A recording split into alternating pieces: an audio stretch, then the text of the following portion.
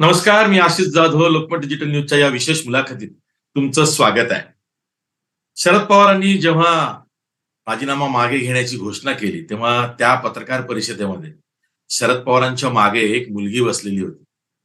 पिवळ्या ड्रेसमध्ये चष्मा लावलेली ती मुलगी कोण आहे? असा प्रश्न अनेकांना पडला. तर ती मुलगी आपल्या सोबत आहे. त्या आहेत सोनिया दुहन. राष्ट्रवादी काँग्रेसची जी विद्यार्थी संघटना आहे, त्या विद्यार्थीच्या त्या राष्ट्रीय अध्यक्ष आहेत.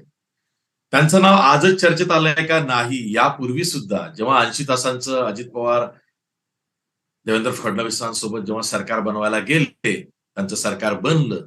त्यानंतर ज्या काही कवायती झाल्या, तेव्हाही त्यांचं नाव चर्चेत आलं. त्याचं कारण असं होतं, आत्ताचे जे विधानसभेचे उपाध्यक्ष नरहरी झिरवाळ आहेत, त्याचबरोबर आणखीन तिघे अशांना त्यांनी दिल्लीमध्ये शरद पवारांपर्यंत परत आणलं. त्यानंतर गोव्यामध्ये जेव्हा शिंदे फडणवीस सरकारच्या कवायती सुरू झाल्या, शिंदेचे आमदार गेले, तेव्हाही त्यांचं नाव चर्चेत आलं. एक अशी युवती की जी पक्षासाठी महाराष्ट्राबाहेर राहून काम करते, ती म्हणजे सोनिया दुहन. सोनिया जी, आपका स्वागत है ये मुलाकात में. मेरा पहला प्रश्न धन्यवाद। ऑब्वियसली यही है, जी, जैसे कि मुझे भी ये प्रेक्षकों को बताना पड़ रहा है कि शरद पवार जी के पीछे बैठी हुई वो लड़की जी, कौन थी? तो वो जी, सोनिया दुल्हन थी। वैसे जी। आपको कोई अनुभव आ रहा है? क्योंकि शरद पवार जी के पीछे बैठ के कोई प्रेस कॉन्फ्रेंस में, और ऐसी प्रेस कॉन्फ्रेंस जिसमें राष्ट्रवादी कांग्रेस ने नए सिरे हुँ, से नींव रखी जी। हो। देखिए पवार साहब के पीछे बैठना और ये अपने आप में बहुत बड़ी बात है। आज पूरे देश में उन जैसे जो सीनियर पॉलिटिशियन है, उनके पीछे बैठना या उनसे सीखना अपने आप में बहुत बड़ी बात है और मैं भाग्यशाली हूँ कि मुझे हमेशा से जब से मैं राजनीति में आई हूँ, मैंने पवार साहब से सीखा है, उन्होंने मुझे सिखाया है एक तरह से एक फादर की तरह उन्होंने मुझे या मेरे जैसे बहुत सारे युवाओं को पार्टी में उंगली पकड़ के चलना सिखाया है, इस राजनीतिक पटल पे चलना सिखाया है। तो मेरे लिए बड़े सौभाग्य की बात है कि मैं उनके पीछे उस जगह पे बैठी थी और उस इम्पोर्टेंट दिन उस जगह पे बैठी थी, जिस इम्पोर्टेंट दिन पूरा देश उनको बहुत बड़ी आशावादी निगाहों से देख रहा था। सोनिया जी, मेरा सवाल यही है, आपको लगा था कि ये इतना बड़ा बवंडर हो जाएगा कि अचानक से शरद पवार अपने इस्तीफे की या अपनी रिटायरमेंट की बात कहेंगे? देखिए मतलब मेरे लिए तो ये इतना सडन था या ऐसी शॉकिंग न्यूज़ थी कि मैं डाइजेस्ट ही नहीं कर पाई। जैसे ही मुझे पता चला, मैं दिल्ली में थी। हमारे यहाँ आपने देखा होगा जंतर मंतर पे पहलवान धरने पे बैठे हुए हैं, जो बहनें हमारी हैं। मैं उनके साथ यहाँ थी, तो मुझे जैसे ही पता चला मुझे मतलब यही समझ में नहीं आया कि मैं क्या रिएक्ट करूँ। मुझे ये बात ही समझ में नहीं आई। तो वो मेरे लिए इतना इमोशनल मोमेंट था और मैं जब मतलब बाद में जैसे ही मुझे ये बात पता चली, मैं तुरंत-तुरंत मैं मुंबई पहुँची, मैं पवार साहब से मिली एंड मेरे से बात ही नहीं करी गई साहब से। आई स्टार्टेड क्राइंग और मेरा रोना निकल गया। मुझे नहीं पता क्यों ऐसा हुआ, क्योंकि यूजुअली मैं उतने कमज़ोर लोगों में नहीं आती हूँ कि जो ऐसे मतलब भावुक हो जाएँ। लेकिन शायद मेरे लिए वो इतना बड़ा भावुक मोमेंट था कि हम लोग सोच ही नहीं सकते पवार साहब इस तरीके से रिटायरमेंट लेने का अनाउंस कर सकते हैं या हमें उनके बिना कभी काम करना पड़ेगा। हम लोग ये इमेजिन भी नहीं कर सकते। सोनिया जी, जैसे कि आप दिल्ली से, गुड़गांव से आई और फिर आपने ये मंजर देखा कि शरद पवार साहब को सब मना रहे हैं कि जी। वो रिटायर्ड ना हो। जी। उस दौरान आपने अपनी पार्टी में क्या देखा? अगर मैं आपको पूछूं कि एक हुँ, महाराष्ट्र के बाहर की व्यक्ति जो पार्टी के लिए बहुत आस्था रखती है, पार्टी का फ्यूचर उसमें देखा जा रहा है, और वो हुँ। पवार साहब को बहुत मानती है, लेकिन पवार साहब ही रिटायर्ड होने को जा रहे हैं और एक सडन डिसीजन उन्होंने ले लिया है, पूरी पार्टी हुँ। उनको मना रही है। उन दौरान, वो 2 दिन के दौरान आपने क्या महसूस किया मुंबई में? देखिए जो मेरे इमोशंस थे वो मुझे जो मेरे मतलब जितनी भावुक मैं थी शायद मैंने देखा कि महाराष्ट्र में या पूरे देश में उतनी ही भावुकता लोगों में थी। मैं अकेली वैसी नहीं थी जिसको ये इतना सडन शॉक लगा था या इतना भावुक वो ऑल ऑफ अ सडन हो गया था। मेरे अलावा लाखों करोड़ों ऐसे लोग थे और स्पेशली आपने देखा कि किस तरीके से चाहे हमारे पार्टी में ऑफिस में हो, मुंबई पार्टी ऑफिस में हो या वाईबी चौहान में कैसे लोग बैठे हुए थे धरने पे। वो लोग मानने और सुनने को तैयार नहीं थे कार्यकर्ता, क्योंकि देखिए हमने हमेशा पवार साहब की लीडरशिप में काम किया है और ये सडन इस तरीके से पवार साहब अनाउंस करें, तो हम लोग ये बात डाइजेस्ट ही नहीं कर पाए, हम लोग ये बात एक्सेप्ट ही नहीं कर सकते हैं कि हम उनकी लीडरशिप के अलावा कहीं भी काम कर सकते हैं।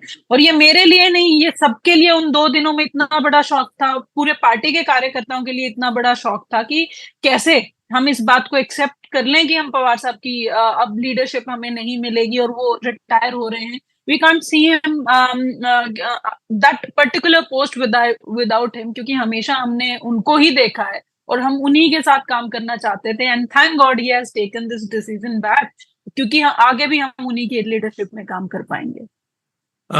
सोनिया दोहन जी, ये बात इतनी अचंभित करने वाली है कि एक लड़की जो कि हरियाणा दिल्ली से है और वो वहां की जो भी पार्टी सत्ता में है, जैसे कि आप है या भाजपा है, इनके पास न जाते हुए महाराष्ट्र की एक पार्टी जो पहले नेशनल पार्टी थी, अभी तो इलेक्शन कमीशन ने उसको रीजनल पार्टी करार दे दिया, ऐसे पार्टी से जुड़ जाती है, तो ये बॉन्डिंग कैसे हो गया?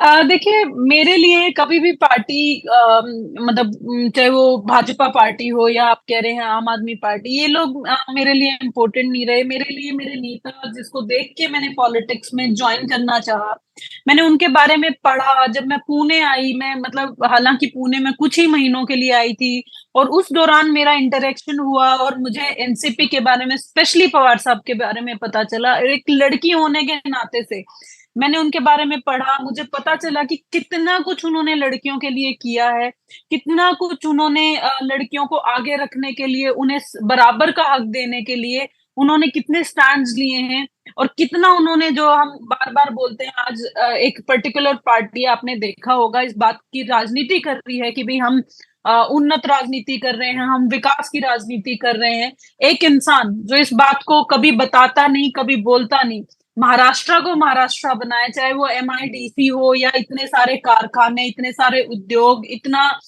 कुछ आईटी इंडस्ट्री पुणे में सेटअप करने से लेके बारामती को बारामती बनाने तक उन्होंने जो मेहनत करी है उस चीज ने, और जो स्पेशली लड़कियों को आगे लाने के लिए, चाहे वो भी डिफेंस में उन्हें एक कोटा देना हो, या बाकी जगहों पे जैसे महाराष्ट्र में उन्होंने प्रॉपर्टी में बराबरी का हक दिया, चाहे वो आपने देखा होगा चुनाव में उन्हें बराबरी का हक दिया। ये सारी चीजों को देखते हुए मैं इंस्पायर हुई कि भी मुझे पवार और साहब के देश साथ में काम पहली करना बार चाहिए। 1994 में जब वो जी, मुख्यमंत्री थे तो वुमेन्स पॉलिसी महाराष्ट्र जी, ने अडॉप्ट की थी, यस, उन्हीं के कार्यकाल में, उन्हीं का यस, इनिशिएटिव है बल्कि। राइट। तो ये काफी कुछ चीजें थी जो मैंने देखा कि कोई और लीडर, स्पेशली एक ऐसे स्टेट से मैं आती हूँ जहां महिलाओं को बराबरी का हक नहीं है, मुझे ये बात हरियाणा। कहने में जी कोई कोताही फील नहीं होती। हमारे यहाँ महिलाओं के हकों के लिए लड़ने के लिए अभी भी मैं देखती हूँ, मैं पूना जाती हूँ, मैं मुंबई जाती हूँ, मैं देखती हूँ रात को 2 बजे लड़की अम, एकदम अच्छे से वॉक कर रही है रोड पे और उसे कोई अनसेफ फील नहीं हो रहा। ये जो देन है, ये पवार साहब की देन है। लेकिन वेर जिस स्टेट से मैं आती हूँ, हरियाणा से, हमारे यहाँ अंधेरा होने के बाद लड़कियां बाहर नहीं निकलती। इवन मेरे जैसे लोग जो इतने सशक्त हैं, इतना काम कर रहे हैं समाज में, हम लोग भी शायद कहीं ना कहीं अवॉइड करते हैं कि हम शाम होने के बाद बाहर नहीं जाएंगे, लेट हो गया है। तो जो ये इनइक्वालिटी है लड़का और लड़की की, तो जो इक्वालिटी मुझे वहां दिखी कुछ महीने में ही, जो देन जिस नेता की थी, तो मैं उसी नेता के साथ काम करना चाहती थी। और मैं ये चीजें, चाहे वो बारामती मॉडल हो, चाहे वो पुणे में इतना आईटी सेक्टर हब बनाना हो, या महाराष्ट्र में इतनी इंडस्ट्री स्टैब्लिश करना हो, या लड़की को बराबरी का हक देना हो, मैं ये सारी चीजें हरियाणा में भी देखना चाहती थी। That's why I joined NCP, I joined my leader. या सोनिया दोहन, मुझे एक प्रश्न ये भी सब पूछने को बोलेंगे, जितने भी हमारे ऑडियंस जी, देख रही है सबको ये पता जी, है, क्योंकि आपने तब ऐसा काम किया था कि जिससे अ, शरद पवार जी की पार्टी भी बच गई और जो गवर्नमेंट आई थी वो भी फिर बाद में चली गई क्योंकि नंबर्स नहीं थे। मैं बात कर रहा हूं जब फडणवीस अजित पवार सरकार बनी थी, हम्म, हम्म, 80 घंटे 2019। की, या 80 हाँ, घंटे घंटे की, तब हाँ, आपने एक कारनामा किया था। आपको कैसे टिप मिली कि 4 एमएलए वहां पे गुड़गांव में आए हैं, या फिर उनको ओबेरॉय में से निकालना है, उनको पवार साहब तक पहुंचाना, ये कैसे हुआ? ये हमें जानना है और आपके मुंह से जानना है। हमने बहुत बार ये बहुत जगह पे पढ़ा है कि आपने तब वो कारनामा कर दिखाया था, लेकिन ये कैसे हुआ? देखिए, मुझे पार्टी से बोला गया था कि ऐसे-ऐसे एमएलएज़ हैं, बाहर गए हुए हैं और हैं कहीं दिल्ली एनसीआर में। तो अचानक हुआ भी यूँ, मैं तो कहीं बाहर ही जाने वाली थी, मैं तो थी भी नहीं यहाँ पे। मैं एक्चुअली एक शादी के लिए, एक वेडिंग फंक्शन के लिए राजस्थान निकलने वाली थी। तो लेकिन मुझे पार्टी की तरफ से, पवार साहब की तरफ से आदेश आया कि ये लोग हैं, गुड़गाँव हैं या दिल्ली हैं, आप पता कीजिए। तो गुड़गाँव के ओबरॉय में मेरे जानने वाले लोग थे। मैंने एक फ़ोटो भेज के उनसे पूछा, क्या इस तरीके के कुछ लोग हैं यहाँ पे? तो उसमें से एक फ़ोटो पे कन्फर्म हुआ कि मैंने इस इंसान को यहाँ पे देखा है। तो it got Narhari confirmed Zirwal कि ये जी का लोग था हैं। क्या? नरहरि झिरवाळ जी का था क्या? Let's not talk about that okay, detail. Okay, okay, okay. क्योंकि चीज़ें आप बोलते हैं ना कि अब सारी चीज़ें ठीक हैं, तो वो हाँ, ठीक है, ठीक है, अच्छा ठीक है। है। जी। हाँ, या तो मुझे कंफर्मेशन हुआ, तो फिर मैंने साहब के आदेश पे उस जगह पे जाके अपना जो भी जिस तरीके से प्लान आउट करना था, और क्योंकि मैं रहने को गुड़गाँव में ही हूँ, तो गुड़गाँव में रहने को हूँ, तो उस जगह पे मैं ओबरॉयज़ में आती-जाती रहती हूँ, तो काफ़ी लोग जान-पहचान के थे। काफ़ी लोगों ने मेरी मदद करी वहाँ अंदर एंटर करने में या रूम में, सारे हमने जितने भी एक-एक फ्लोर पे रूम लिए थे, लोग पहुँचाने में वहाँ पे, पूरा प्लान आउट करने में, तो काफ़ी रोल रहा। पुरानी जानकारी का काफ़ी फ़ायदा पहुँचा मुझे। तो वो 4 लोग फिर वापस आ गए पवार साहब के पास। जी। तो गए ही 7-8 लोग थे, तो उसमें से 4 आपने बचा लिए। गुड़गाँव से उनको फिर मुंबई लाया गया और जी, फिर जी। सरकार भी बच गई, अजित पवार भी पीछे मुड़ गए और फिर हुँ। बाद में महाविकास आघाड़ी का एक्सपेरिमेंट हुआ और उद्धव ठाकरे मुख्यमंत्री बने। मुझे जी, ये जी। भी पता चला है कि जब एकनाथ शिंदे अपने 40 एमएलए को साथ में लेके गुवाहाटी, हुँ। आसाम गए और वहां से फिर वो गोवा गए, फिर इधर आए। वहां पे भी आपने गोवा में भी कुछ चक्कर चलाया, वो भी एक कारनामा हम सुन रहे थे, वो क्या था? सिर्फ़ गोवा नहीं, मैं गुवाहाटी में भी अंदर थी होटल के, हाँ, आप 2 गुवाहाटी में बार भी गई। यस, और रेडिसन होटल में रखा गया था इन 40 लोगों को। मैं तो सूरत में आप भी वहां थी। पे थी, रेडिसन होटल गुवाहाटी में भी थी। मैं सूरत भी थी। अच्छा, आप सूरत भी थी, तो आपको कैसे पता चला? पता तो देखिए, सबको पता चल ही गया था जब अच्छा, ये लोग मैं सूरत के बताता लिए। हूँ। हाँ जी। 20 जून की रात को, जी। 20 जून 2022 की रात को देर में ये सब लोग निकल गए। सूरत में तो पहले 12-13 लोग ही थे एकनाथ शिंदे जी के जी। साथ में। जी, वो जी। 21 जून की तारीख थी। तो आपको कब पता चला कि ऐसा कुछ हुआ है और उसके बाद आप सूरत मूव हो गए होंगी? मैं तो एक दिन एकदम से लास्ट डे ही पहुंची थी। एक्चुअली मैं तो मेरे परिवार के साथ गई हुई थी माता वैष्णो देवी। अच्छा। और मैं दर्शन करके, मतलब एक वहां पे आरती होती है सुबह सुबह, वो आरती लेके मैं बाहर निकली, तो मैंने हुँ, टीवी, वैसे ही बाय चांस टीवी ऑन करके देखा, तो हुँ, ये खबर चल रही थी। मुझे कोई इल्म नहीं था कि ऐसा होने वाला है या ये हो रहा है। तो कुछ लोग थे, जैसे संगठन के नेशनल प्लेटफॉर्म पे काम करने का फायदा ये होता है कि आपके कुछ ना कुछ लोग कहीं ना कहीं हर जगह होते ही हैं। तो देयर वर पर्टिकुलर पीपल जो सूरत में थे हमारे, तो मैंने उनको फोन किया, मैंने कहा पता करो क्या हो रहा है, क्या चल रहा है। तो फिर उन्होंने सारी सिचुएशन बताई। अच्छा ये हुआ कि हमारे एक जानने वाले उस होटल में ही ठहरे हुए थे। हुँ। तो जब जैसे जैसे पता लगाया, तो फिर उन्हीं के उसमें जाके मैंने पूरी सिचुएशन देखी। बाद में बात करनी थी, जिन लोगों से मैंने बात करी, और बात करके फिर वो अगले ही दिन मूव कर दिए गए गुवाहाटी। तो आई वेंट अलोंग, मैं गुवाहाटी में सीधा मैं भी पहुंची साथ में ही। हालांकि वो लोग डायरेक्ट चले गए, हम लोगों को बहुत घूम फिर के जाना पड़ा, क्योंकि सीधे सीधे देखो 2019 की वजह से मेरा इंटेल बहुत था, लोग मेरे पे बहुत नजर रख रहे थे कि सोनिया धुवन के ऊपर नजर रखी जाए, तो वहां पे भी रखी जा रही थी। लेकिन मैं 2 बार होटल में गुवाहाटी में भी गई, किन्हीं लोगों से हमारी बात भी हुई, काफी लोगों को कन्विंस भी किया वापस चलने के बाद। लेकिन ये मुझे लगता 40 है आमदारों में से शिंदे के। जी। जी। आपने गुवाहाटी में रेडिसन होटल में इनसे बात की? जी, कुछ लोगों से बात हुई हमारी। ओके। और उसके बाद, बात होने के बाद शायद कुछ इन लोगों को इल्म लग गया कि बात हो रही है या हम लोग भी यहाँ पहुंच चुके हैं। फिर इनको आनन-फानन में आपने देखा होगा गोवा शिफ्ट किया गया। तो गोवा भी मैं पहुंची, गोवा भी मैं अंदर गई। तो अगर ये गोवा में कौन से होटल में रखा गया था? ये हमें नहीं पता। ताज कन्वेंशन सेंटर में। अच्छा, ताज कन्वेंशन जी। सेंटर में। ओके। तो वहां पे भी हम पहुंचे। तो अगर उस दिन उठाने में ये आधा घंटा देर कर देते, अगर ये मुझे हाँ। अरेस्ट करने में आधा घंटा और देर कर देते, तो आज सरकार कोई और ही रहती वहां पे। अरे ऐसा क्यों कह रही है आप? आपको अरेस्ट किया गया था गोवा में जी, या डिटेन अरेस्ट किया गया आपने होगा? देखा। अरेस्ट मीन्स डिटेन किया गया होगा। हाँ, they detain me from the hotel only. 40-50 लोगों की टीम एक लड़की को अरेस्ट करने आई थी, एज हम्म। इफ मैं कोई आतंकवादी हूँ या कुछ ऐसा हूँ। इतने लोग, इतने ब्लैक हेड कमांडोज, मुझे समझ में नहीं आई भाई, एक लड़की को अरेस्ट करने के लिए, डिटेन करने के लिए आपको इतने लोगों की जरूरत कैसे पड़ी। बट खैर, तो मैं आई वॉज जस्ट विशिंग कि काश आप लोग आधा घंटा बाद आते, तो मैं आप लोगों को या बहुत सारे लोग यहाँ मिलते ही नहीं और अपने घर वापसी कर चुके होते। मुझे एक सवाल अब यहाँ पूछना है। आप सूरत गई, सूरत से गुवाहाटी गई, गुवाहाटी से गोवा आई। इन जी। दौरान राष्ट्रवादी के किन नेताओं के टच में थी? क्योंकि आप कुछ ना कुछ तो सीक्रेट मिशन पे थी। तो आपके टच में सुप्रिया सुले जी थी या आ, खुद अजित पवार थे या शरद पवार थे या जयंत पाटिल थे? नहीं, ऐसा नहीं है। ये मेरा इंडिविजुअल पार्टी का कार्यकर्ता होने के नाते से मेरा इंडिविजुअल ये ऑपरेशन था। मुझे पार्टी की तरफ से ऐसा नहीं बोला गया था, देखिए, क्योंकि ये शिवसेना का विषय था। बट हाँ, मेरी एक कोशिश थी कि मैं कि इस सरकार सरकार बचाए। को बचाऊं। जी, सरकार बचानी चाहिए। जो लोग इस तरीके की पॉलिटिक्स देश में इंट्रोड्यूस करना चाहते हैं, मेरा विरोध उस चीज को था। और मैं अपने ही तौर पे गई थी, अपने ही तौर पे। ये मेरा इंडिविजुअल ऑपरेशन था। इसमें ऐसा नहीं है कि मुझे पार्टी ने बोला था, साहब ने बोला था, या ताई ने बोला था, या किसी ने भी बोला था। मुझे किसी ने नहीं बोला था, लेकिन मुझे लगा कि मुझे ट्राई करना चाहिए। I tried also. आधे घंटे से मैं चूक गई। अगर आधा घंटा लेट हो जाता तो शायद ये भी सक्सेसफुल ऑपरेशन होता।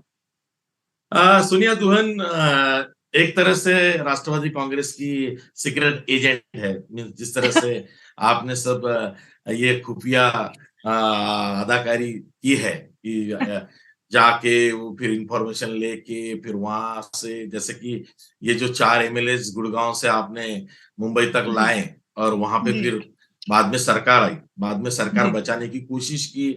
आप सूरत, गुवाहाटी, गोवा तक गई। जी।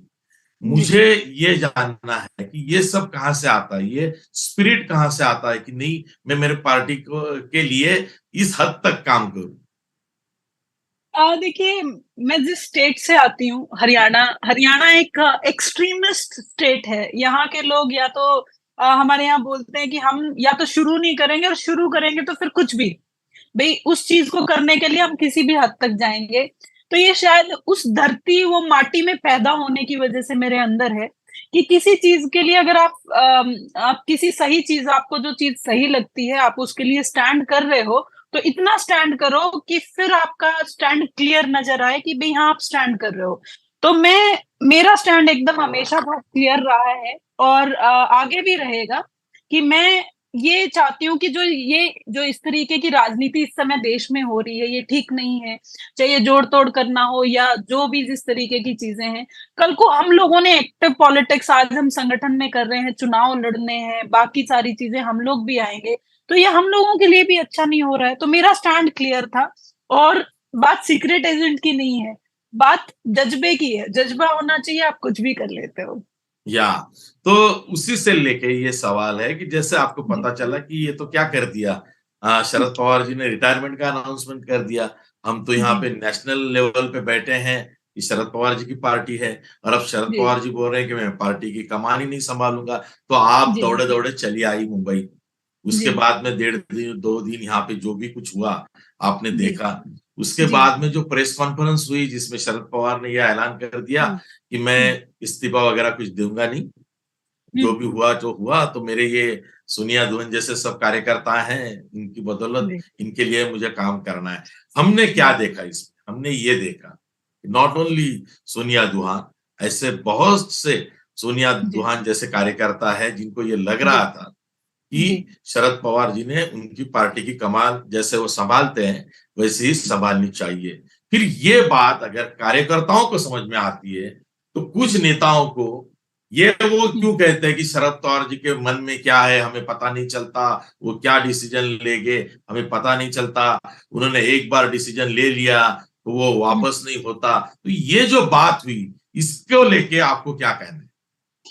देखिए, मेरा एक बात कहना है। इस समय पवार साहब एक ऐसी शख्सियत हैं जिसको राजनीति का सबसे ज्यादा इस देश में एक्सपीरियंस है, चाहे वो सत्ता पक्ष इस समय का हो या विपक्ष हो। आज सबसे बड़ा अगर किसी को एक्सपीरियंस है, सबसे लंबा 63 इयर्स का उनका एक्सपीरियंस है राजनीति में। और वो जो राजनीति का एक्सपीरियंस है इस समय सबसे ज्यादा जरूरी है देश को, यूपीए को बांधे रखने के लिए। हमें सबको पता है कि यूपीए को इकट्ठा रखने के लिए पवार साहब सबसे ज्यादा अहम भूमिका हमेशा निभाते आए हैं और आगे भी निभाएंगे। रही बात युवा की, मुझे लगता है कि वो एक इकलौती शख्सियत है जिन्हें युवा में पोटेंशियल नजर आता है और जिन्हें ये पता है कि युवा इस समय देश की राजनीति में सबसे ज्यादा जरूरी है इंट्रोड्यूस करना। उन्होंने हम लोगों को वहां बिठाया, बोला, हम लोगों को अहमियत दी। देखिए, नहीं तो एक 30 साल की लड़की की कोई वो नहीं है, एक चाहे वो बाकी लोग हों या वो मैं हूं, हम सब लोग जो वहां बैठे थे, हम सब लोगों की मेरे ख्याल में इक्वल सी एज है। नहीं तो कोई इतनी बड़ी प्रेस कॉन्फ्रेंस में वहां बिठाना वो अपने आप में बहुत बड़ी बात है। और हम लोगों में पोटेंशियल, मैं तो ये कह रही हूँ कि भाई मेरे में पोटेंशियल साहब ने ही देखा, साहब ने ही मुझे फ्री हैंड दिया काम करने का, इतना बड़ा राष्ट्रीय अध्यक्ष की मुझे जिम्मेवारी दी स्टूडेंट की, ताकि मैं काम कर पाऊं, अपने प्लेटफॉर्म को मैं जस्टिफाई कर पाऊं। अगर मुझे मेरे अंदर कोई प्रतिभा है तो वो निखर के सामने आ पाए। तो मैं ये बोलती हूँ कि भाई मैं, हम जैसे लोग, सिर्फ सोनिया दुहन ही नहीं, ऐसी बहुत सारी सोनिया दुहन, ऐसे बहुत सारे और, चाहे वो मेल्स हों, बाकी लोग हों, ऐसी मतलब एनसीपी में नई एक पीढ़ी साहब ने खुद तैयार करी है। और साहब को हमेशा सही राइट टाइम पे राइट डिसीजन लेना आता है। रही बात समझने की, मुझे ऐसा नहीं लगता है कि वो इतने कॉम्प्लिकेटेड हैं कि उन्हें समझा नहीं जा सकता। देखिए, उन्होंने इस्तीफा दिया, वो उनका अपना पर्सनल चॉइस था। उन्हें लगा कि अब मुझे रेस्ट कर लेना चाहिए, लेकिन जब उन्होंने देखा कि मेरे जैसे लाखों करोड़ों युवा या कार्यकर्ता पार्टी के उस इस्तीफे की वजह से आहत हैं, तो उन्होंने वो इस्तीफा हमारे इमोशंस को और हमारी भावनाओं को देखते हुए वापस लिया, ना कि किसी स्ट्रैटेजी या किसी चीज के तहत। वो हम लोगों को देख के उन्हें लगा कि भाई ये डिसीजन सही नहीं है, मैंने पर्सनल सोच के ये डिसीजन ले लिया। लेकिन उन्होंने पार्टी के कार्यकर्ताओं की भावना रखी, हम लोगों के इमोशंस का आदर रखा। I am very grateful to him. मैं तो उन लोगों साहब को बार बार धन्यवाद करती हूँ कि उन लोगों ने हमारी बात का मान रखा। सोनिया दोन, आपको पता है आप वो सिलेक्शन कमेटी की भी मेंबर थी, जो जी सिलेक्शन कमेटी ने ये कहा कि हम आपका इस्तीफा नामंजूर करते हैं, आप रिटायर्ड नहीं हो सकते, और वो जी यूनानिमसली रेजोल्यूशन पास करके वो लेटर दिया गया। तो उसकी जी भी जी मेंबर आप थी, यानी जितने भी फ्रंट यस ऑर्गेनाइजेशन के चीफ थे जी उसमें सब नहीं थे, गिने जी चुने थे, उसमें भी जी आप थी। तो आपका वैसा भी पार्टी में जो रुतबा है वो तो दिखता है। लेकिन इसके आगे जाके मुझे ये पूछना है कि जी पवार साहब के बाद किसी के ना हम्म, किसी को तो भी पार्टी की कमान संभालनी पड़ेगी, क्योंकि आज जी उनकी एज 83 है और जी इमोशंस पे पॉलिटिक्स नहीं चलती।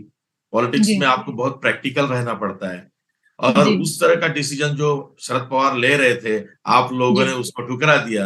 अब आगे जी जाके एक हम्म, संगठन में कोई बदलाव आते हैं तो वो किस जी तरह के हो, ऐसा आपको लगता है? देखिए, जो भी बदलाव हो वो पॉजिटिव बदलाव होने चाहिए। वो ऐसे बदलाव होने चाहिए कि वो व्यक्ति विशेष बदलाव ना होके वो संगठन के हित को रखते हुए, पार्टी के हित को, कार्यकर्ताओं को हित को मद्देनजर रखते हुए होने चाहिए। और जो भी बदलाव होंगे, हम सब लोग होल हार्टेडली, हम सब लोग उन प्रस्तावों को, उन बदलावों को एक्सेप्ट करेंगे। उसमें कोई सोचने वाला विषय नहीं है। लेकिन पवार साहब की कोई रिप्लेसमेंट नहीं हो सकती, पवार साहब का कोई प्राय नहीं हो सकता, ये बात भी तय है। अगर मैं आपको ये पूछूं कि आपको अजित पवार या सुप्रिया सुले दोनों में से किसी एक को चुनना है जी लीडर करके, तो आप किसको चुनेंगे? देखिए, इस तरीके की चीजें जब आप संगठन में या किसी पार्टी में काम करते हैं, आप अकेले एक आदमी को या एक लीडर को नहीं चुन सकते। ये एक मतलब प्रोसीजरल वर्क होता है, जो भी पार्टी के सब लोग तय करेंगे मिलके, हम उस चीज को पूरी तरह एक्सेप्ट करेंगे। उसमें कोई विषय नहीं है। अजीत पवार जी भी हमारे महाराष्ट्र के लीडर हैं, ताई हमारी नेशनल की लीडर हैं। तो हम तो दोनों लीडर्स को अपना मानते हैं और दोनों की लीडरशिप में हम काम करते हैं। वैसा कोई विषय नहीं है। जो पार्टी जो सब लोग इकट्ठे होके तय करेंगे वो सबको एक्सेप्टेबल होगा, चाहे वो ताई हो या अजीत पवार जी। एक लास्ट क्वेश्चन पूछ रहा हूँ, बहुत अहम क्वेश्चन है।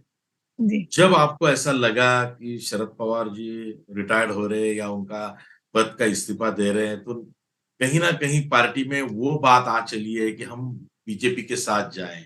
महाराष्ट्र हुँ, में हमारी सत्ता बन सकती है, बीजेपी हुँ, हमें सीएम पोस्ट भी दे सकती है। अगर हुँ, हमारी गवर्नमेंट आ जाती है, तो हमें हुँ, फ़ायदा होता है। लेकिन हुँ, आपको कहीं न कहीं ऐसा लगा कि अरे यार! ये तो बीजेपी के साथ जाने की बात हो रही है, तो यही तो हुँ। रोड़ा है, यही तो झमेला है, इसको रोकना है, ऐसा कुछ लगा? नहीं, देखिए कई बार अक्सर जो बाहर चर्चाएँ हो रही होती हैं, तो आपको भी पता है बाहर कुछ और चर्चा हो रही होती है, लेकिन वैसा कई बार अंदर नहीं होता है। तो ऐसा मुझे फ़ील नहीं हुआ और ऐसी अब कोई चर्चा भी नहीं है कि हम बीजेपी के साथ जाने वाले हैं या हम जाएँगे। हम लोग बिल्कुल एकमत हैं और एक परिवार जो NCP is a family in itself और हम हमेशा बहुत अच्छे से एक-दूसरे के साथ तालमेल में काम करते रहे हैं, वो चाहे नेशनल की बॉडी हो, महाराष्ट्र की बॉडी हो। हम लोगों ने हमेशा बहुत अच्छे अच्छे अलायंस में काम किया है, हम आगे भी करते रहेंगे और मुझे ऐसा कुछ अब फ़ील हुआ नहीं कि अब ऐसा कुछ होने वाला है या कुछ लोग ऐसा सोच रहे हैं। येस तर ह्या होत्या सोनिया दुहन, रणरागिणी राष्ट्रवादी काँग्रेसच्या. त्या राष्ट्रवादी काँग्रेसच्या स्टुडंट्स विंगच्या राष्ट्रीय अध्यक्ष आहेत. रणरागिनी बोले तो हरियाणा के लफ्ज़ों में कहें तो धाकड़ गर्ल सो वैसे हैं। लेकिन जी, आपकी पॉलिटिकल व्हील बहुत ज़्यादा है और पॉलिटिकल व्हील के कारण ही आप इतनी पार्टी से जुड़ी हैं और आपकी बहुत चर्चा है पार्टी में। इस तरह जी, को लेके कि जब भी पार्टी में कोई संकट आता है, तो जी, सोनिया दुल्हन आगे आके सब तरफ जाती है और वो दिखा है। जैसे कि जी, गुड़गाँव में आपने 4 एमएलएस को वापस लाया, देन आप जी, सूरत, गुवाहाटी, गोवा तक जी, पहुँची, मुंबई में तो आती-जाती जी, रहती है। तो ये सब जी। होता है। देखिए, बहुत अच्छा लगा आपसे मिलके, बात करके। Thank you very much. Thank you ji, बहुत-बहुत धन्यवाद।